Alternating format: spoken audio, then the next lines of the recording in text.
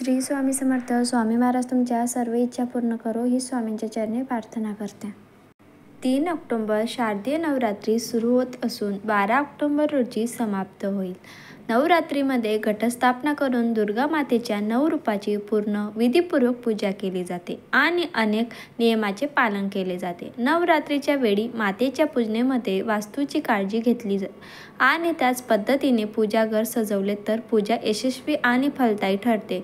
यासोबतच घरात सुख समृद्धीही राहते. वास्तूनुसार नवरात्रीत दुर्गा पूजेला खूप महत्त्व आहे, त्यामुळे अनेक गोष्टींची काळजी घ्यावी लागते. वास्तुशास्त्रानुसार नवरात्रीमध्ये दुर्गा पूजेची तयारी कशी करावी हे आपण या व्हिडिओत जाणून घेणार आहोत.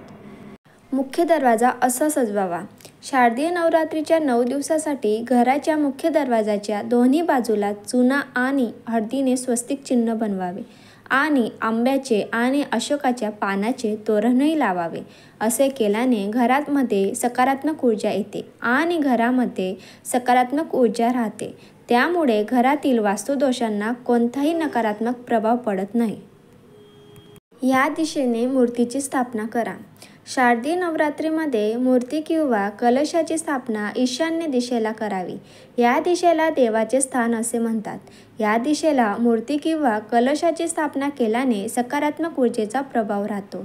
त्यामुळे मन उपासनेत व्यस्त राहते आणि पूजेचे दोषही दूर होतात. दुसरीकडे जर तुम्ही अखंड ज्योत लावत असाल तर ती आग्नेय दिशेला पेटवा, कारण आग्नेय दिशा अग्नीचे प्रतिनिधित्व करते. या दिशेला अखंड ज्योत प्रज्वलित केल्याने शत्रूवर विजय प्राप्त होतो. चंदनाचा पाट किंवा चौरंग वापरा. नवरात्रीमध्ये दुर्गेची मूर्ती किंवा कलश स्थापन करण्यासाठी चंदनाचा पाट वापरणे अत्यंत शुभ मानले जाते. चंदनाच्या पाटावर कलश आणि मूर्ती ठेवता येते. असे केल्याने वास्तुदोष कमी होतो आणि चंदनाच्या प्रभावामुळे मातेचे पूजास्थान सकारात्मक ऊर्जेने भरलेले राहते. नवरात्रीमध्ये देवीची पूजा करताना लक्षात ठेवा की पूजेच्या वेळी तुमचे तोंड पूर्व किंवा उत्तर दिशेकडे असावे. पूर्व दिशा शक्ती आणि ऊर्जेचे प्रतीक मानली जाते आणि या दिशेचा स्वामी सूर्य देव आहे. वास्तूनुसार संध्याकाळच्या वेळी अखंड ज्योत पेटत राहणे आणि तुपाचा दिवा लावणे खूप शुभ राहील. असे केल्याने घरातील सदस्यांची कीर्ती वाढते. शारदीय नवरात्रीमध्ये दुर्गेच्या पूजेसाठी लाल रंगाची फुले वापरावीत.